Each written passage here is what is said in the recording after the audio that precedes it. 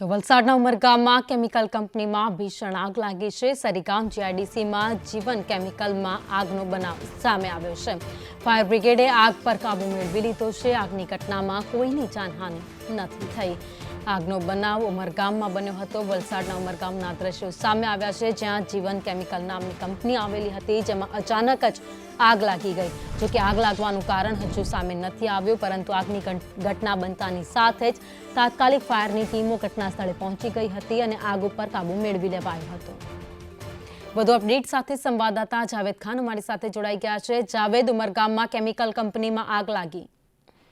જે ઉમરગામ તાલુકાના જીઆઈડીસીની ઘટના, સરીગામ જીઆઈડીસીની ઘટના છે, જ્યાં મોડી રાત્રે કેમિકલ ઝોનમાં આવેલી જીવન કેમિકલ કંપનીમાં ભીષણ આગનો મામલો સામે આવ્યો હતો। ઘટના બનતાની સાથે જ સરીગામ, ઉમરગામ અને વાપી મળીને 7 થી 8 જેટલા ફાયરો જે છે ઘટના સ્થળે પહોંચ્યા હતા અને ભારે જહેમત બાદ તેઓએ વહેલી સવાર સુધી આગ પર પાણીમારો કરી કાબુ મેળવ્યો હતો। હાલ આ ઘટનાની અંદર કોઈ જાનહાનિના સમાચાર નથી, પરંતુ આગ શા કારણે લાગી તે કારણ પણ હજી અકબંધ છે અને તેની પણ તપાસ હાલ ચાલી રહી છે।